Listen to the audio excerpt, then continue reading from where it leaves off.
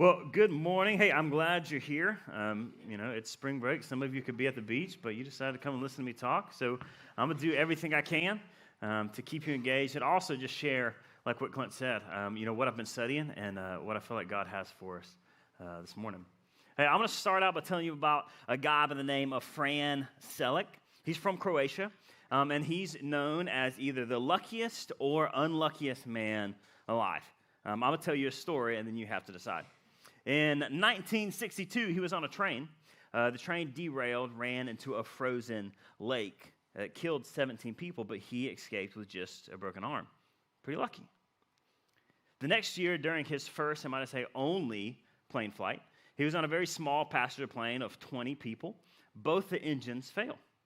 As it's headed down in the protocol, the back door opens, and Fran is sucked out of the back door and lands in a haystack. 19 people passed. He survived. 3 years after that, in 1966, as a bus was riding that he was on, skid, again, off the road, into water, 4 people drowned. He escaped with cuts and bruises. 4 years later, now this one was his own transportation problems. He's in his car, and the fuel tank has a problem. Right before he escapes his car, it burst into flames. Fuel tank. Now this is where it gets even more hairy. All right, so we go from fuel tank to fuel pump. 3 years later, different car, but the fuel pump has a problem, putting fuel into the air vents, and his car turns into like a human flamethrower. Like flames come out of the vent, singed him, but he survived. It's just something about transportation in this guy. He just needs to stay home. Stay home, stay safe, Fran. 1995, he's literally hit by a bus. He wasn't driving it, but he was hit by it. He survives. 1996, he's driving again. To avoid a head-on collision, he runs off the road over a guardrail. You would think this guy would learn his lesson, and he's actually wear his seatbelt. He doesn't. But lucky enough to him, because he doesn't have his seatbelt on, he's ejected out of the car, lands in the top of a tree, and his car falls 300 feet down a cliff. Top it all off, 2 days before his 73rd birthday, Fran wins the lottery, winning over $1 million. Can you believe that? Look it up. Fran Selleck, true story, either the luckiest or the unluckiest man alive. We're starting a brand new collection of talks today called Lucky to Be Alive. We're going to look at some situations that Jesus finds himself in. Now, some would say, hey, man, that's a really unlucky situation for Jesus to be in. But I would say at the end of each of them, Jesus was actually extremely lucky to still be alive. We're going to start in the book of Matthew, chapter 12, verse 1. Jesus has kind of started his ministry. He's gathered some close friends. The Bible calls them his disciples. And so he has his disciples. His ministry is kind of underway. And we'll pick up with a story in Matthew 12, verse 1. It says this: At that time, Jesus went through the grain fields on the Sabbath. His disciples were hungry, so they began to pick some heads of grain and eat them. So the word Sabbath is really important for today, and so I want to stop and spend a little bit of time on it. But if you're new to church, new to Jesus, or honestly, if you just never spent any time learning about Jewish culture, you might not really know what a Sabbath is. And so a Sabbath was a day of rest and worship for Jewish people. It was then, and it still is today. It kind of gets its origins when God created the world. We read in the Bible that on the seventh day he rested. But also there's a prophet Moses, as God was speaking to his people in the first part of the Bible. In Leviticus 23:2, the Lord said to Moses, "Speak to the Israelites and say to them, there are 6 days when you can work, but on the seventh day, rest. It's a day of sacred assembly and worship. You must not do any work. Wherever you live, it is a Sabbath to the Lord." So it's on this day, this Sabbath day, where they would rest, they wouldn't work, they would take time and worship. Jesus and his disciples were going through the grain field. His disciples got hungry, so they picked some heads of grain, and they began to eat it. Verse number 2. When the Pharisees saw this, they looked at him, and they said to him, "Look, Jesus, your disciples are doing what is unlawful on the Sabbath." Two questions. Who are the Pharisees? And why is what they're doing, picking grain and eating it, why is that unlawful on the Sabbath? So Pharisees, this is another church word. I tell students, I say that these are church words, meaning that you never hear them unless you're in church. Like, when's the last time you were with your friends and be like, you know what, you're acting like a real Pharisee right now. All right? Like, and if you're in church, you don't hear it, right? So I explain it. A Pharisee, what is a Pharisee? They were experts in the law, not like traffic lights and speed limits and like those kind of things, but God's law, the Old Testament, the rules God kind of passed down to his people. They were experts. They knew them.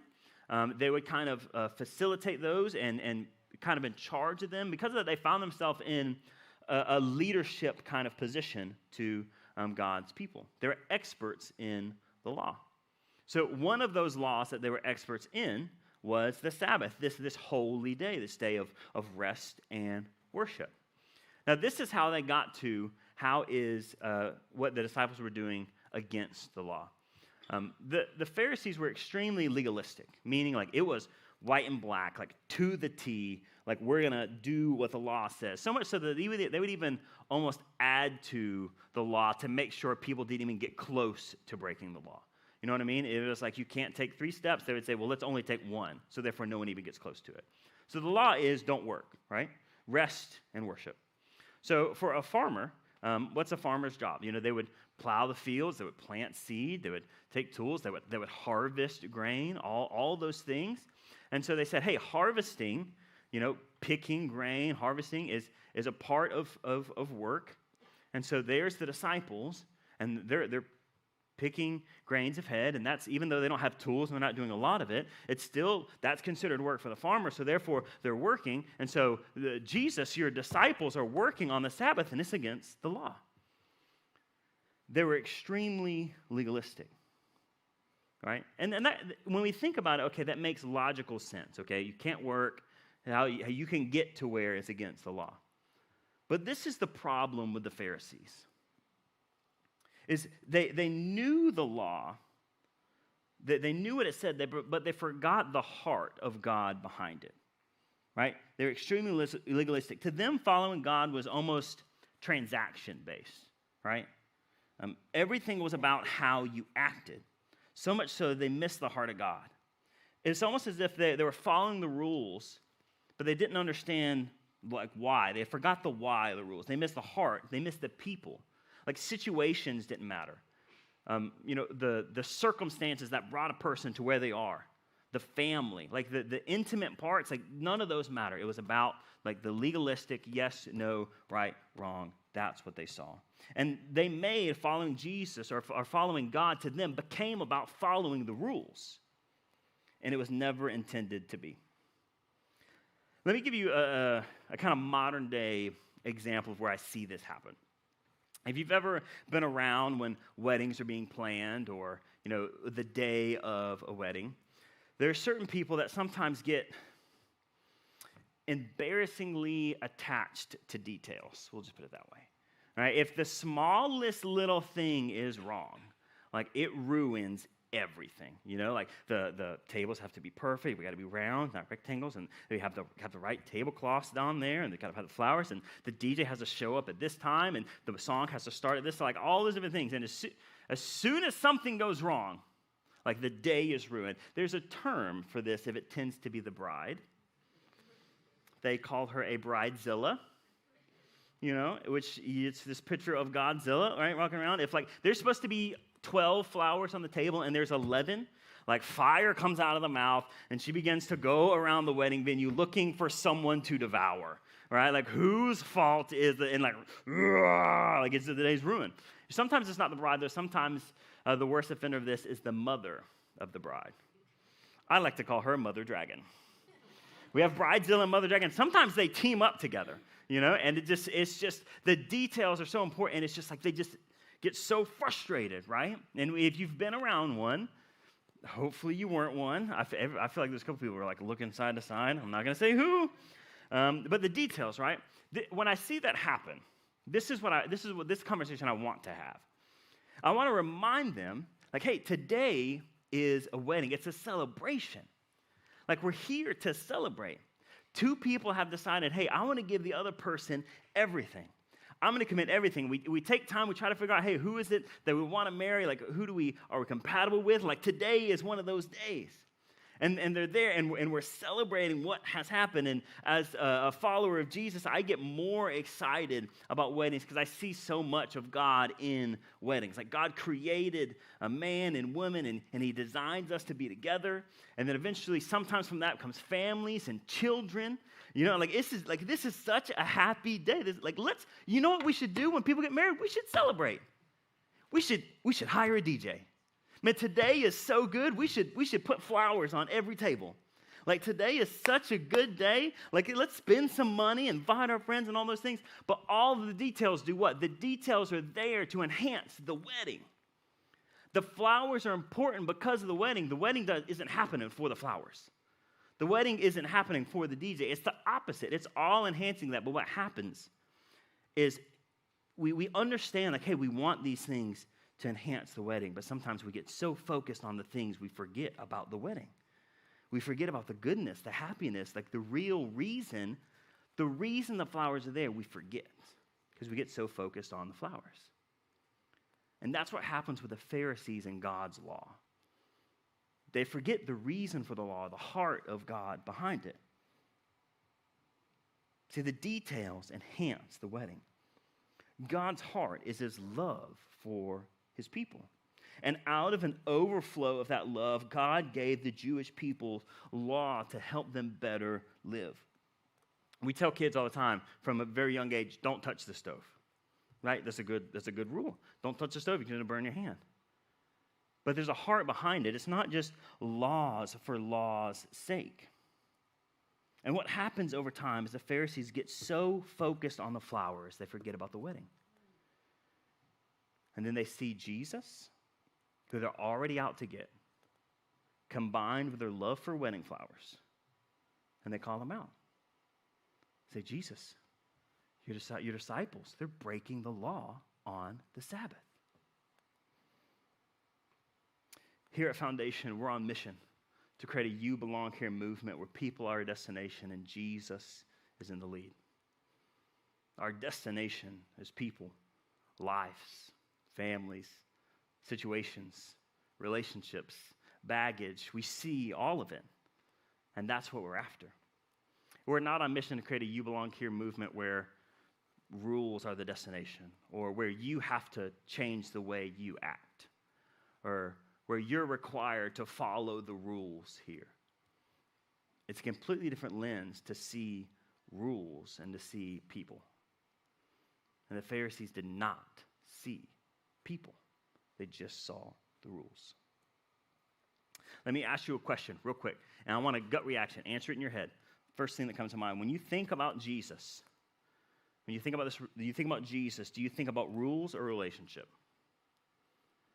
When you think about owning your faith, walking in step, do you think about the rules you have to follow or the relationship that you're in? In light of all of this, in light of the accusations, understanding the Sabbath, understanding the thing that the Pharisees are out of balance on, in light of all of this, disciples, Jesus responds to the accusations. In verse 3, he answered to these experts in the law, "Haven't you read what David did when he and his companions were hungry? He entered the house of God, and he and his companions ate the consecrated bread, which was not lawful for them to do, but only the priest." I don't know if you picked up on it. Jesus starts with just like a little dig there. You know, he's talking to these experts in the law, and he's like, hey, let me ask you a question. Haven't you read about this? So my children, they're supposed to brush their teeth. And sometimes I'll ask them a question when I know the answer to it. Like I'll go into the bathroom. I'll touch their toothbrush. It's a dry toothbrush. I'll go back. Lila and Rosie, did you brush your teeth? I already know the answer to that question. They did not brush their teeth because the toothbrush was dry. Jesus is like, hey, I already touched the toothbrush. Haven't you read what happened with David? 100%. They knew. This is David and Goliath David, who eventually goes to be King David, a very key instrumental part of the Jewish people. Like they 100% knew he was talking about. Jesus says, haven't you read about this story when David goes and eats the consecrated bread, he's referring to in 1 Samuel 21, David was on the run. He was running from King Saul. Saul was trying to kill him, right? And it was one of those situations where it's not like David was like, I better get out of here. Let me go pack my U-Haul, make sure I got everything. He's like, okay, all right, let's go. Like he skedaddled, right? He was out of there. He didn't have nothing because Saul was trying to kill him. And so while he's running, he encounters this priest. And he kind of goes to the priest for help, right? And the priests were on this, today we're talking about the Sabbath and the temple and all these different things. The priest had different duties we do on the Sabbath. And in the temple, there was this holy room. And in this holy place, to the left, there was incense. There was, a sacrifice in front. And then to the right, there was this table. And on this table, there was 12 loaves of bread. And the 12 loaves of bread represented the 12 tribes of Israel. And each Sabbath, they would take the different bread, they would take that bread out, put 12 new loaves back, and the priest would eat those 12 loaves as part of what happened. And so David, he's on the run, and he shows up, and he's talking to the priest, he's like, hey, you got anything to eat by chance? Maybe a sword? That'd be great. And the Bible says that the priest says, we actually do have a sword. The sword of Goliath, the giant that you killed, we have that sword. So he brings it and gives it to David. And he's like, we don't have any food. We got the bread. We got the bread. So he goes and he gets those 12 loaves and he gives it to David and his friends. Now here's the thing, is we see that only the priest was supposed to eat it. Like it was just for him, right? It was part of that act of worship. Why was that allowed? Why did he decide to give the bread versus saying, no, we ain't got nothing? It's simple. He saw the need. He saw the person of David. He saw the situation. What good is God's law if it hurts people? Jesus keeps going to verse 5. He says, or haven't you read in the law that the priest on Sabbath duty in the temple desecrate the Sabbath and yet are innocent? Again, he's sticking with him here. What's the law? You can't work, right? You can't do anything. And the Pharisees would kind of add to this so much so that they would say, hey, don't even cook on the Sabbath.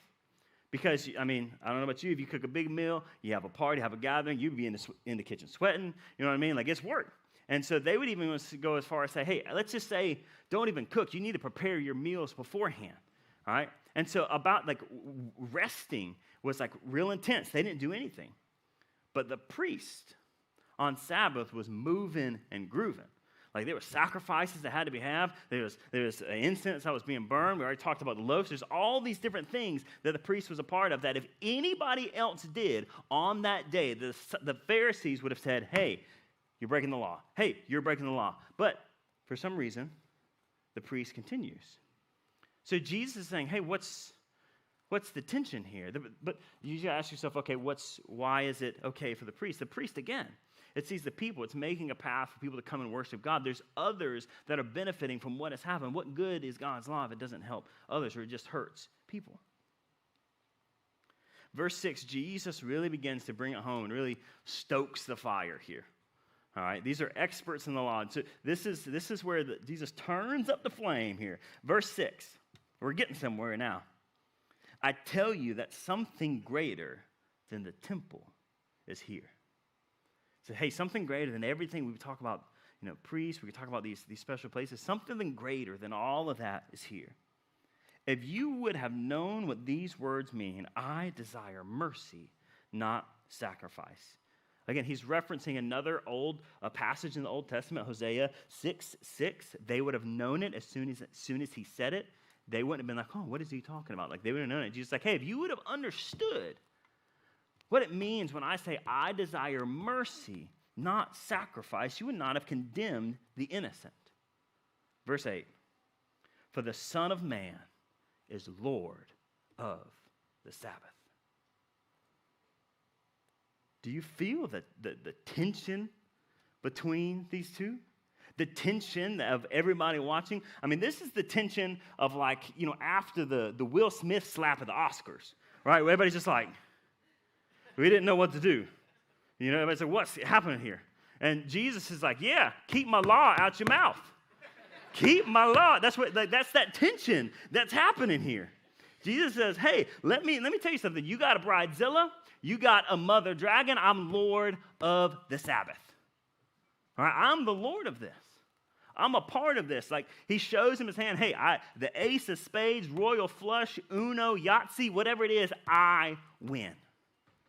I'm the Lord of the Sabbath. These were fighting words. The Pharisees' pride was challenged. Their being of who they are. And Jesus is just saying, hey, if you would have understood that I desire mercy, not sacrifice, you would get it. But you're out of balance in all this. And this is the different teaching, the way that Jesus spoke, how Jesus taught the same things that they taught, but differently. And we see this all the time. This is the frustration the religious leaders have with Jesus. It's because Jesus would teach what they would teach, but it resonated with the people more. Jesus would say the same words, but like, no, this is what it really means. It means something a little different. It's a different lens to it. This frustrates the Pharisees because it challenges them and it goes against literally what they've taught and who they are. But they don't give up. They try one more time. Their mindset, their thought is, if we can get Jesus to break the law that the crowds know, this is the law of God.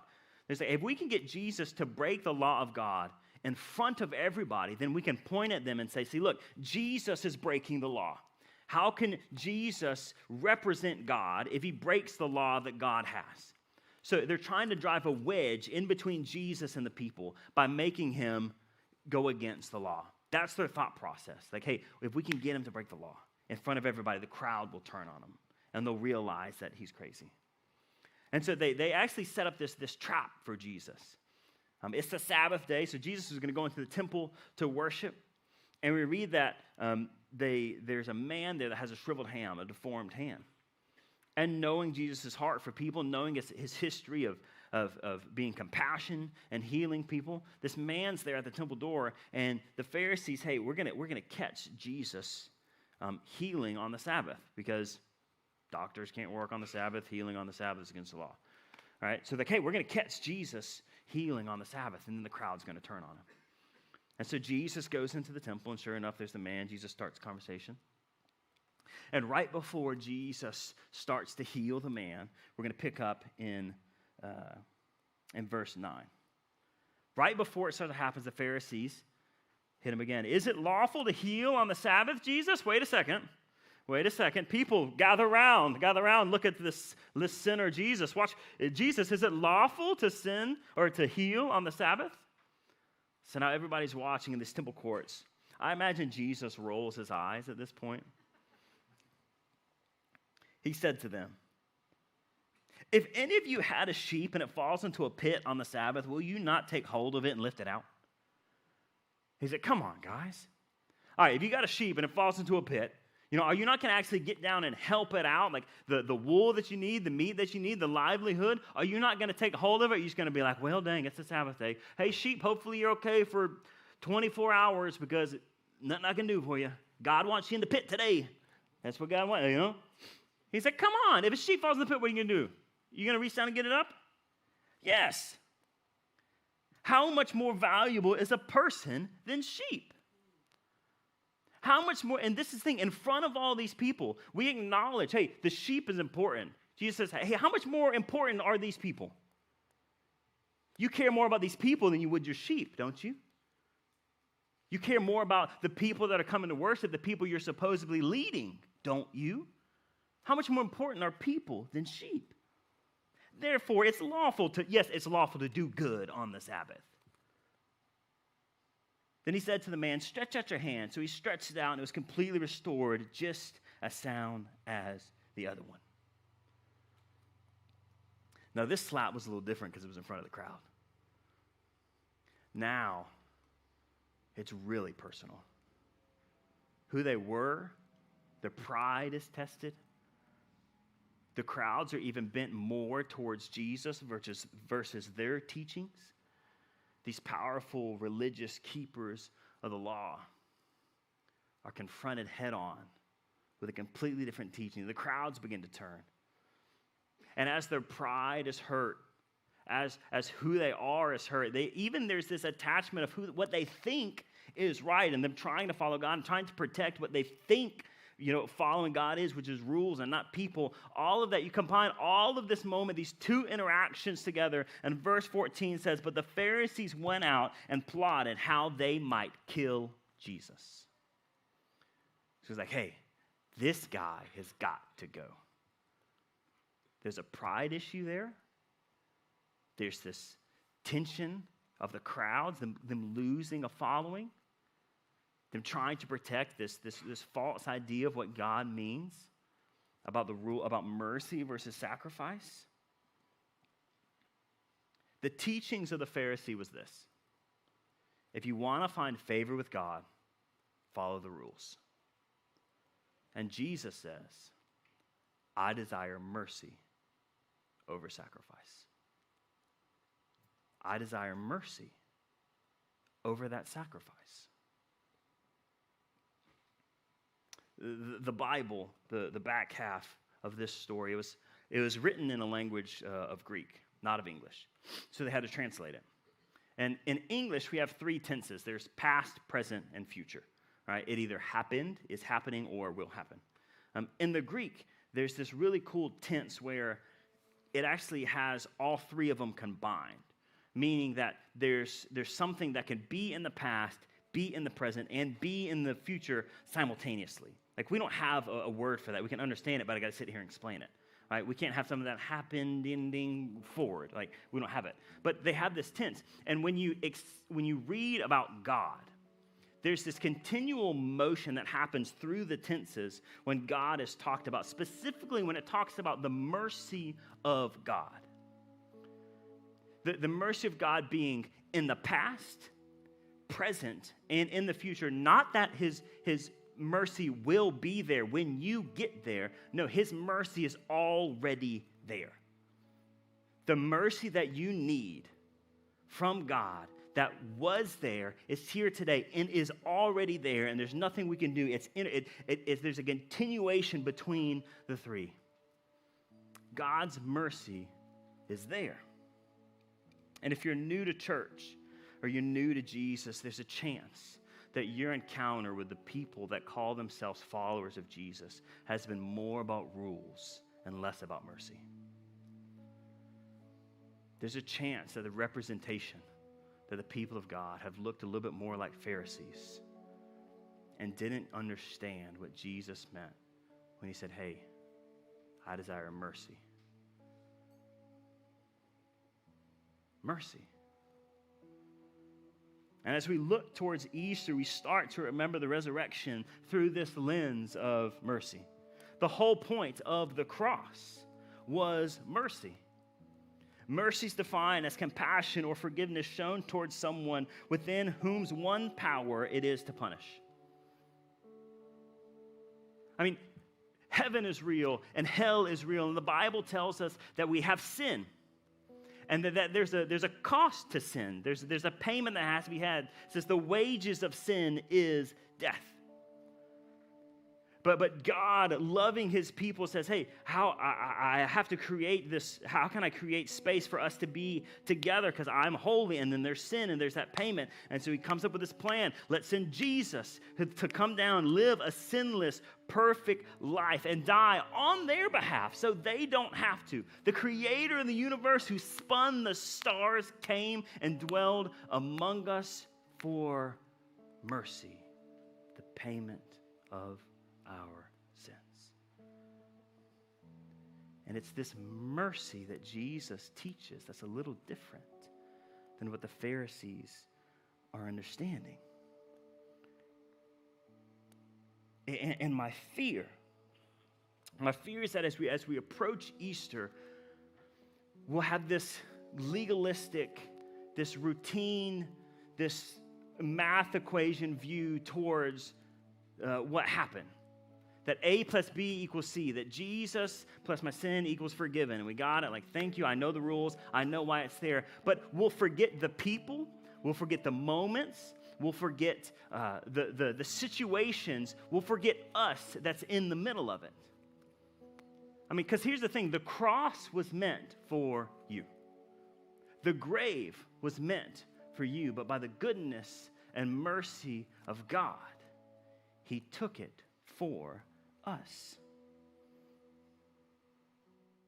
And when we understand that, right, that's the gospel, that's the good news of Jesus, that's the story of God, the story of mercy. And when we really understand that, and when we have this understanding of God's mercy, it's from that outflows mercy out of us towards others. Because here's the thing, you want to know what Jesus teaches when he's with his disciples? He says, hey, here's what I require, here's what I need, here's the law.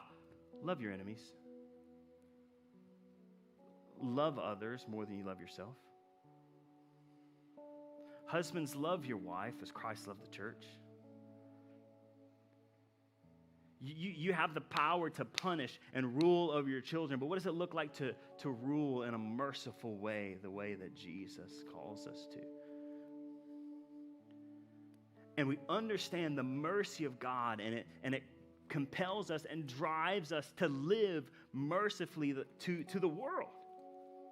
The mercy that God desires of us when he says, hey, I desire mercy, is to understand the mercy he's given and for us to live in mercy.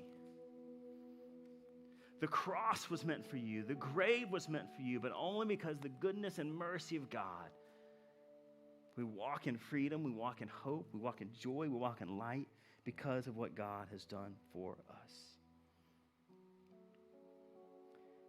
And it's this teaching, it's this shifting of what it looks like to follow Jesus that resonates with the people, that stirs their hearts, that convicts their hearts, that gets the crowd stirring. It's this teaching that leads to the Pharisees saying, hey, we got to kill that guy. And honestly, Jesus was lucky to be alive because they had the power, the money, and the influence to do so. My hope for you this morning is that you simply hear the words of Jesus.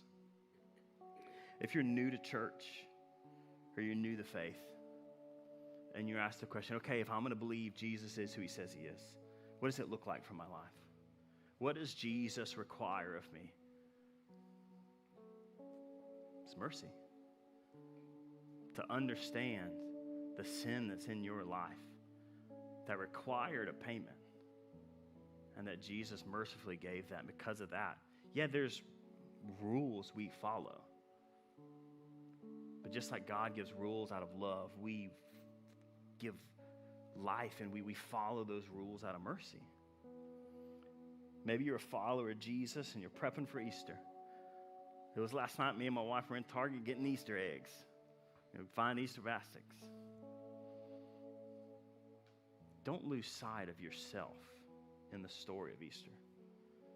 Don't let this season be so legalistic that you understand the rules, you understand how it got there, but your face isn't in it.